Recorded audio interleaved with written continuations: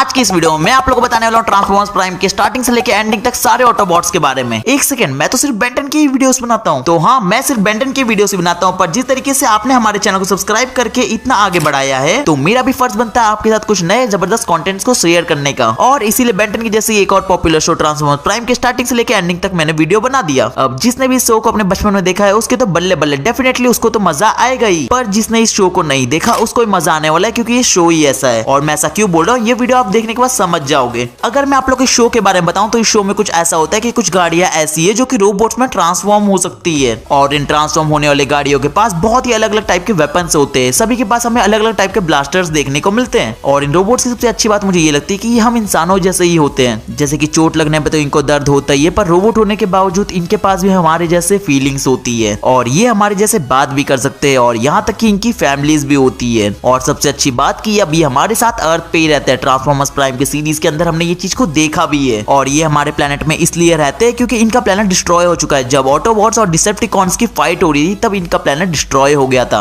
अब ये ऑटोबॉट्स और डिसेप्टिकॉन क्या है, तो जिसके बारे में मैं अभी तक बता रहा था उसको ऑटोबॉट्स कहते हैं, जो इंसानों की मदद करते हैं और इनका नेचर बहुत अच्छा होता है। और जो दूसरी तरफ डिसेप्टिकॉन होते हैं ये भी ऑटोबॉट जैसे ही दिखते हैं, बस इनके इरादे अच्छे नहीं होते। मतलब ये विलन से इस शो के, इनके अंदर कोई ज्यादा फीलिंग्स नहीं होता। ये कभी कभी तो ऐसा होता है कि अपने पार्टनर को ही मार देते हैं। इसलिए मैंने सोचा क्यों ना इन अच्छे ऑटोबॉट्स के ऊपर एक वीडियो बनाया जाए और आप लोगों को बताया जाए कि स्टार्टिंग से लेकर एंडिंग तक हमें ट्रांसफॉर्मर्स प्राइम के अंदर कितने सारे ऑटोबॉट्स देखने को मिल चुके हैं। तो चलिए वीडियो को स्टार्ट करते हैं और जानते हैं कि आखिर कितने ऑटोबॉट्स हमें ट्रांसफॉर्मर्स प्राइम के अंदर देखने को मिले। तो सबसे पहले आरसी एक फीमेल ऑटोबॉट से इस वीडियो को कंटिन्यू करते हैं। ट्रांसफॉर्मर्स प्राइम के अंदर हमें एक फीमेल ऑटोबॉट आरसी को दिखाया जाता है, जो कि सबसे छोटी ऑटोबॉट है। अभी मैं आप लोगों को जितने भी ऑटोबॉट्स बताऊंगा उनमें ये साइज में सबसे छोटी ऑटोबॉट है। बट इसे साइज में बिल्कुल मत जाना, क्योंकि आरसी ने बहुत सारे डिसेप्टिकॉन से फाइट करा और इसकी हैंड टू हैंड कॉम्बैट बहुत बेस्ट है। इसने बहुत सारे अच्छे डिसेप्टिकॉन को टक्कर दी है और यहाँ तक कि कुछ को तो डिफीट भी करा है। आरसी ने स्टार स्क्रीम से भी फाइट करा है, जो कि एक टाइम पर डिसेप्टिकॉन का लीडर भी था। जब मेगाट्रॉन नहीं था तो उस टाइम स्टार स्क्रीम ने डिसेप्टिकॉन की पूरी टीम को लीड करा था। तो उस टाइम आरसी ने स्टार स्क्रीम से फाइट की थी और उसको अच्छी टक्कर दी थी। और यहाँ तक कि तुम कह सकते हो कि उसको उसने डिफीट ही कर दिया था। आरसी इतनी ज्यादा स्ट्रॉन्ग है, जब उसके पार्टनर जैक के ऊपर उसके एक दुश्मन ने अटैक किया जिससे वो बहुत ज्यादा डरती थी, तब आरसी ने अपने डर को साइड करके उस विलन से फाइट किया जिससे वो बहुत ज्यादा डरती थी। उसने अरेक्नेट से फाइट करा और जैक को उस बेरहम अरेक्नेट से बचाया। और उसके बाद हमने ट्रांसफॉर्मर्स प्राइम में बहुत बार अरेक्नेट और आरसी की फाइट देखने को मिल रही है। पर जो भी था, फर्स्ट फाइट में आरसी बहुत डरती थी अरेक्नेट से फाइट करने में। आरसी की भले ही सारे ऑटोबॉट से कम हाइट है, पर उसने कभी भी अपने हाइट को वीकनेस जैसा यूज नहीं करा। उसने हमेशा एक एडवांटेज जैसा अपने हाइट को यूज करा है। जहां पर यार कोई भी ऑटोबॉट्स नहीं जा पाता वो वहां पर भी चली जाती है और अपने स्पीड और रिफ्लेक्सेस का यूज करके वो खतरनाक डिसेप्टिकॉन से भी फाइट कर लेती है और उनको इजीली डिफीट कर देती है। तो बढ़ते नेक्स्ट ऑटोबॉट के ऊपर। और वो जो ऑटोबॉट है वो काफी ज्यादा यूजफुल, वफादार, इंटेलिजेंट, स्ट्रॉन्ग ऑटोबॉट है और वो है बम्बलबी। बम्बलबी एक बहुत ही फेमस ऑटोबॉट है जो कि ट्रांसफॉर्मर्स की ऑलमोस्ट हमें सारी सीरीज में देखने को मिल चुका है। और ये ऐसे ही सारी ट्रांसफॉर्मर्स मूवी में हाईलाइट नहीं हुआ है। इसके फाइटिंग स्किल और रिफ्लेक्सेस बहुत ही कमाल के हैं। बम्बलबी जब भी किसी डिसेप्टिकॉन से फाइट करता है तो अपने रिफ्लेक्सेस और इंटेलिजेंसी का यूज करके ऑलमोस्ट वो सारे कॉम्बैट को विन कर लेता है। और सबसे अच्छी बात मुझे बम्बलबी की ये लगती है कि वो हमेशा ऑर्डर्स को अच्छे से फॉलो करता है। तो यार ऑप्टिमस और रैचिट ने जब बम्बलबी को ऑर्डर दिया था कि तुम स्पेस ब्रिज को डिस्ट्रॉय कर दो, तो बम्बलबी ने सबसे पहले डिसेप्टिकॉन को रोका और उसने स्पेस ब्रिज को डिस्ट्रॉय किया। और उसके बीच में हमने ये देखा कि उसने अपने पार्टनर की हेल्प की। जब आरसी कुछ भी नहीं कर पा रही थी उसने अपने पार्टनर को बचाया, डिसेप्टिकॉन को रोका और स्पेस ब्रिज को डिस्ट्रॉय करके वो वहां से बच के निकल जाता है। इससे यार ये तो पता चलता है कि बम्बलबी ऑर्डर्स को तो फॉलो करता है, पर उसके साथ वो सब चीजों को समझता है कि कब क्या करना चाहिए। और कोई भी ऐसा मत समझना कि बम्बलबी सिर्फ नॉर्मल डिसेप्टिकॉन के सामने अपने पावर और रिफ्लेक्सेस को यूज करता है। हमने ये देखा कि उसने मेगाट्रॉन के सामने उसने अपने स्पीड और रिफ्लेक्सेस का यूज किया, जो कि डिसेप्टिकॉन का लीडर है। जब यार मेगाट्रॉन के हाथ में वो स्पार्स ट्रैक्टर लग जाता है तो बम्बलबी उसके ग्राउंड ब्रिज के अंदर जाता है और वो मेगाट्रॉन के हाथों से वो स्पार्स ट्रैक्टर को छीन लेता है। उस टाइम हमें बम्बलबी की स्पीड और रिफ्लेक्सेस के बारे में पता चला कि उसने मेगाट्रॉन के हाथों से उस चीज को छीन के ले आया। पर इतना कूल होने के बाद भी बम्बलबी के पास एक ऐसी वीकनेस है जो कि किसी भी ऑटोबॉट के पास नहीं है, वो सिर्फ बम्बलबी के पास ही है। और वो उसकी बहुत बड़ी वीकनेस है कि वो कभी भी बात नहीं कर सकता। ऐसा यार तब हो रहा जब बम्बलबी और मेगाट्रॉन के बीच में फाइट होता है। हमने ये देखा कि उस फाइट में ऐसा होता है कि मेगाट्रॉन जो कि डिसेप्टिकॉन का लीडर है वो बहुत ज्यादा स्ट्रॉन्ग है। तो उस फाइट में बम्बलबी मेगाट्रॉन से मार खा जाता है और उसका वॉइस बॉक्स टूट जाता है, जिस यार रीजन की वजह से बम्बलबी पूरे ट्रांसफॉर्मर्स प्राइम सीरीज से बात नहीं कर पाता। पर टेंशन मतलब बम्बलबी ने इसका बदला ट्रांसफॉर्मर्स प्राइम में ही लिया था। और ये तब हुआ था जब सारे ऑटोबॉट्स की फाइट फिर से डिसेप्टिकॉन से होने लग जाती है और उस टाइम बम्बलबी मेगाट्रॉन पे अटैक करता है। तो मेगाट्रॉन बम्बलबी को फिर से मार देता है, जिसकी वजह से ऐसा होता है कि वो ओमेगा लॉक पे गिर जाता है। और उस टाइम ऐसा लग रहा था कि बम्बलबी खत्म हो गया और वो नहीं बच पाया। पर हम लोग ये देखते कि साइबर मैटर की वजह से बम्बलबी वापस से पूरा ठीक हो जाता है और यहाँ तक कि उसका वॉइस बॉक्स भी सही हो जाता है। इसलिए बम्बलबी जैसे ही सही होता है मेगाट्रॉन से अपना बदला लेने के लिए स्टार सेबर का यूज करता है और मेगाट्रॉन को उससे खत्म कर देता है। उसके बाद जो ऑटोबॉट है वो है बल्कहेड, जो कि आरसी और बम्बलबी जैसे ऑटोबॉट से साइज साइज में थोड़ा ज्यादा बड़ा होता है और ये पावरफुल बहुत ज्यादा है। बल्कहेड सिर्फ पावर से ये बहुत ज्यादा स्ट्रॉन्ग है, पर ये दिमाग से उतना ज्यादा स्ट्रॉन्ग नहीं है सभी ऑटोबॉट्स के कंपेयर में। पर अगर एक बार बल्कहेड को गुस्सा आ गया तो किसी भी डिसेप्टिकॉन को छोड़ता नहीं है, उसकी बैंड बजा के ही रहेगा, क्योंकि यार ये एक रैकर है और रैकर हमेशा ऐसे ही होते हैं। पर जो ये बोलो बल्कहेड कितना भी गुस्से वाला है, वो बहुत स्ट्रॉन्ग है, पर वो एक बहुत सॉफ्ट हार्टेड ऑटोबॉट भी है। वो अपने पार्टनर मिको के लिए कुछ भी कर सकता है। अगर कोई भी अगर डिसेप्टिकॉन अगर मिको को टच कर दिया तो उसकी बैंड बजा के ही रहेगा। अगर मैं आप लोगों को बल्कहेड की पावर का एक थोड़ा सा सैंपल बताऊं तो ये इतना ज्यादा स्ट्रॉन्ग है कि एक बार ये डिसेप्टिकॉन के शिप में गया था और इसके साथ मिको भी आ गई थी उस शिप में। अब वो एक डिसेप्टिकॉन की शिप थी जहां पर सारे डिसेप्टिकॉन भरे पड़े थे, पर उसने मिको के साथ ही सारे डिसेप्टिकॉन से फाइट करा और मिको को बचा के ले आया। और बल्कहेड सिर्फ इतना स्ट्रॉन्ग नहीं, वो बल्कि बहुत स्ट्रॉन्ग है। जब उसको यार एक रैलिक लाने का मिशन मिला हुआ था तो उसको उस रैलिक में टॉक्सिन मिला था और वो इतना खतरनाक रैलिक है कि इसके कांटेक्ट में आने से ऑटोबॉट्स की हालत खराब हो जाती है और धीरे धीरे वो उसके कांटेक्ट में बीमार पड़ने लग जाते हैं और अगर ज्यादा देर अगर उसके कांटेक्ट में रहे तो वो मर भी सकते हैं। मर भी सकते क्या, वो मर भी जाएंगे अगर कोई इससे कांटेक्ट में बहुत ज्यादा टाइम तक रहा तो। ये इतना खतरनाक रैलिक है। बट ये तो ठहरा हमारा बल्कहेड। बल्कहेड ने उस रैलिक टॉक्सिन को बहुत ही देर तक अपने पास रखा, उसके साथ उसने इंसेक्टिकॉन को भी रोका। टॉक्सिन की वजह से बल्कहेड बहुत ज्यादा डैमेज हो जाता है, पर उसके ऊपर इंसेक्टिकॉन्स भी अटैक कर देते हैं। अब ये साइबरट्रॉन के अंदर बहुत ही खतरनाक क्रीचर्स होते हैं जो कि बल्कहेड के ऊपर अटैक करते हैं, पर बल्कहेड ने उस टॉक्सिन को भी अपने हाथ में रखा और साथ ही में इंसेक्टिकॉन से भी फाइट करा। अब एक तरफ टॉक्सिन की वजह से उसकी हेल्थ बहुत ज्यादा खराब हो रही थी और ऊपर से उसके ऊपर इंसेक्टिकॉन ने अटैक किया, तो वो उनसे फाइट करके उनको भी मारता है और उसके बाद वो टॉक्सिन को उस गर्म लावा में फेंकता है। इससे ये पता चलता है कि बल्कहेड एक बहुत ही स्ट्रॉन्ग ऑटोबॉट है। बल्कहेड ने ऐसे बहुत बड़े बड़े काम किए, जैसे कि उसने एक बार बहुत बड़े पत्थर को मिको के ऊपर गिरने से रोका था और उसको काफी देर तक होल्ड करके रखा था। ऐसे बहुत कुछ बल्कहेड ने करा है। अगर मैं आप लोगों को बताते रहा तो वीडियो खत्म ही नहीं होगी, इसलिए हम लोग दूसरे ऑटोबॉट के ऊपर बढ़ते हैं। अब ये टीम प्राइम का एक ऐसा मेंबर है जो कि ज्यादातर टाइम अपने लैब में ही गुजारता है। ये सभी ऑटोबॉट जैसे ज्यादा फाइट नहीं करता, ये ज्यादातर टाइम अपने लैब में ही गुजारता है और सभी चीजों में रिसर्च करता है, जैसे कि अर्थ की किस जगह पे कितना एनर्जॉन है और कहां पर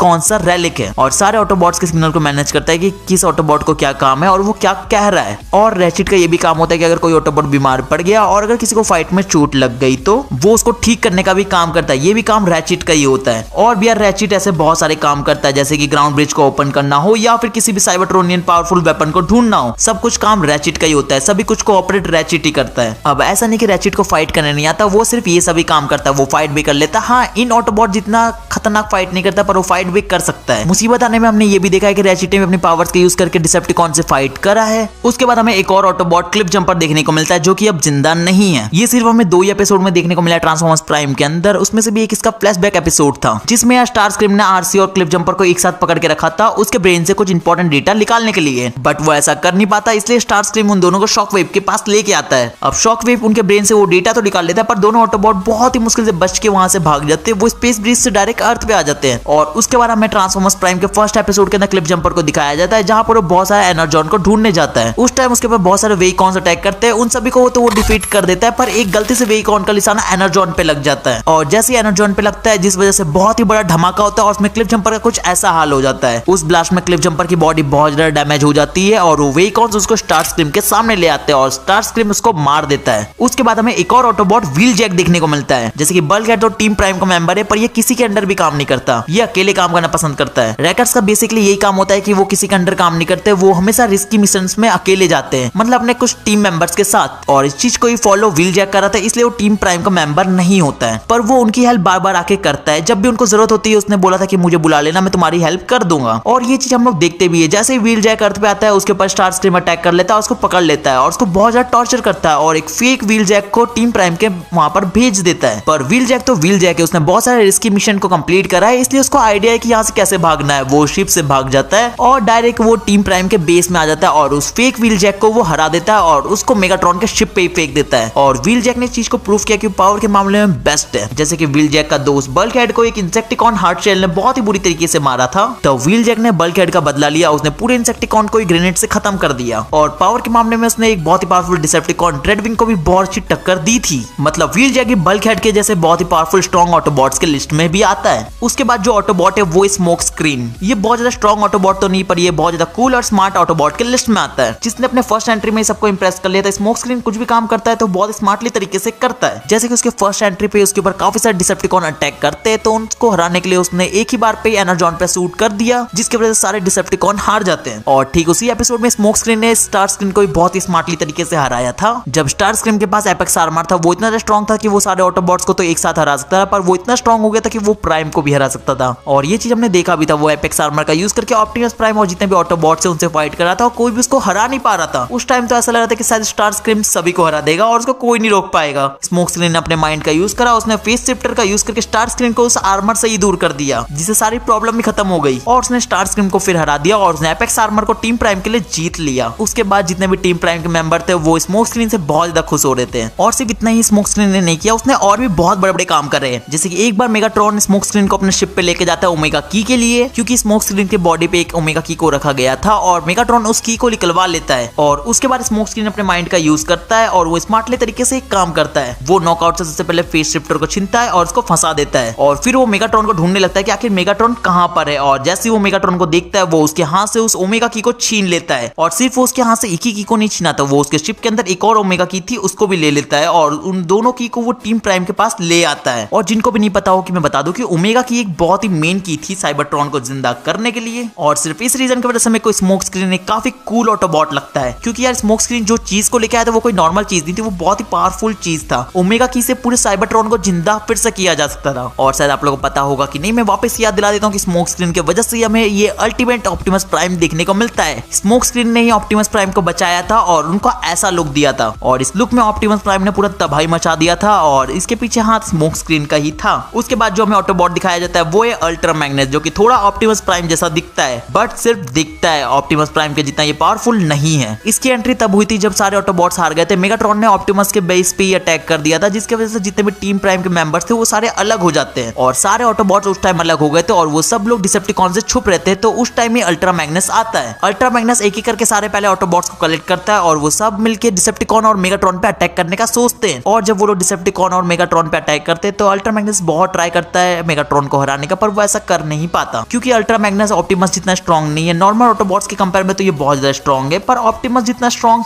नहीं है। पर यार जो भी बोलो, अल्ट्रा मैग्नेस उस टाइम टीम प्राइम को बहुत अच्छा लीड कर रहा था और इसने टीम प्राइम का बहुत अच्छा साथ भी दिया है। भले वो मेगाट्रॉन को नहीं हरा पाया तो क्या हुआ, पर उसने साथ तो दिया था ना टीम प्राइम का। अल्ट्रा मैग्नेस ने प्रेडेकॉन को बहुत अच्छी टक्कर दी थी, जो कि साइबरट्रॉन का बीस्ट है। व्हील जैक और अल्ट्रा मैग्नेस दोनों मिलकर अच्छी टक्कर देते हैं, भले उसको डिफीट नहीं कर पाए पर टक्कर बहुत अच्छी दी थी। तो बढ़ते हमारे दूसरे ऑटोबॉट के ऊपर और ये ऑटोबॉट सभी ऑटोबॉट्स का लीडर है और वो है ऑप्टिमस प्राइम। ऑप्टिमस प्राइम के ऑर्डर्स को ही फॉलो सारे ऑटोबॉट्स करते हैं। ऑप्टिमस प्राइम जैसा बोलता है वो लोग ऐसे ही करते हैं और ऑप्टिमस प्राइम ने अर्थ पे पूरी टीम को रेडी करा था। उसने एक एक करके सारे ऑटोबॉट्स को कलेक्ट करा और एक स्ट्रॉन्ग टीम को रेडी करा। ऑप्टिमस की बात और गाइडेंस को फॉलो करके ये जितने भी ऑटोबॉट्स थे उनको डिसेप्टिकॉन्स के ऊपर से विक्ट्री मिली थी और वो लोग उसको हरा पाए थे। ऑप्टिमस प्राइम सिर्फ अपने साइज की वजह से लीडर नहीं है, उसको टीम को अच्छे से लीड करना आता है और वो बहुत ज्यादा पावरफुल है। वो एक ऐसा ऑटोबॉट है जो मेगाट्रॉन को टक्कर दे सकता है और मेगाट्रॉन को हरा भी सकता है और उसने ऐसा करा भी है। अब इतना स्ट्रॉन्ग होने के बाद भी ऑप्टिमस प्राइम सबकी रिस्पेक्ट करता है, वो चाहे ऑटोबॉट हो या फिर ये छोटे इंसान, सभी को वो रिस्पेक्ट करता है। और जितने भी हार्ड और मुसीबत वाले काम होते हैं हमने देखा है ज्यादातर ऑप्टिमस इन सारे काम को करता है। जैसे कि जब मेगाट्रॉन के पास डार्क स्टार सेवर था तो अपने किसी ऑटोबॉट्स को ना भेज के वो खुद जाता है मेगाट्रॉन से फाइट करने के लिए। भले ही उस फाइट को ऑप्टिमस प्राइम नहीं जीत पाता पर वो अपने ऑटोबॉट्स की जान खतरे में नहीं डालता, वो खुद अकेले जाता है मेगाट्रॉन से फाइट करने के लिए। और जब डिसेप्टिकॉन को ऑटोबॉट्स की लोकेशन का पता चल गया था तो ऑप्टिमस प्राइम ने सभी ऑटोबॉट्स को पहले तो सेफ लोकेशन में भेजा और खुद उस जगह पे रुक के उसने मुश्किल काम करा पूरे बेस को डिस्ट्रॉय करने का, जिसकी वजह से कोई भी ऑटोबॉट्स को कोई भी डिसेप्टिकॉन ढूंढ ना पाए। और इस रीजन की वजह से सारे डिसेप्टिकॉन ने ऑप्टिमस के ऊपर अटैक किया और उसकी कुछ ऐसी हालत हो गई थी। और उसके बाद स्मोक स्क्रीन ने अपने फेस शिफ्टर का यूज करके ऑप्टिमस को पहले एक सेफ प्लेस में लेके आता है और वो फोर्ज ऑफ सोलस प्राइम की हेल्प से ऑप्टिमस को एक न्यू पावरफुल लुक देता है जिसमें ऑप्टिमस उड़ भी सकता था। और उसके बाद इस न्यू ऑप्टिमस के आने के बाद इस ऑप्टिमस प्राइम ने तो पूरे डिसेप्टिकॉन को समझो अकेले ही हरा दिया था। और इस नए ऑप्टिमस के साथ ऑप्टिमस प्राइम की टीम पहले से बहुत ज्यादा स्ट्रॉन्ग हो जाती है और पहले के कंपेयर में वो लोग डिसेप्टिकॉन को बहुत अच्छी टक्कर दे भी रहते हैं। अब पुराना ऑप्टिमस प्राइम इतना ज्यादा स्ट्रॉन्ग नहीं था जिस वजह से वो लोग डिसेप्टिकॉन को रोक नहीं पा रहे थे, पर ये नया वाला ऑप्टिमस बहुत ज्यादा स्ट्रॉन्ग था। इसने सबसे पहले सारे डिसेप्टिकॉन को रोका अपने टीम मेंबर के साथ और साइबरट्रॉन को फिर से जिंदा किया। तो यहाँ पर हमारे ये ट्रांसफॉर्मर्स प्राइम के सारे ऑटोबॉट्स की स्टार्टिंग टू एंड खत्म होती है। जितने भी ऑटोबॉट्स हमें ट्रांसफॉर्मर्स प्राइम के अंदर दिखाए मैंने एक एक करके सारे ऑटोबॉट्स को कवर कर लिया। पर अगर फिर भी मैं अगर किसी ऑटोबॉट्स को भूल गया जो ट्रांसफॉर्मर्स प्राइम के अंदर दिखा है तो मुझे कमेंट्स में जरूर बताना। और आप लोग मुझे ये बताना कि आप लोग ये वीडियो कैसी लगी और आप लोग को और ऐसे ट्रांसफॉर्मर्स के ऊपर वीडियो चाहिए कि नहीं, मुझे कमेंट्स में जरूर बताओ जाके। देखो अगर वीडियो पसंद आई होगी तो वीडियो को लाइक कर देना, वो तो मुझे मालूम है आप लोग करोगे ही, पर यार जिसने भी अभी तक लाइक नहीं करा आपको ही बोल रहा हूँ यार प्लीज लाइक कर दो।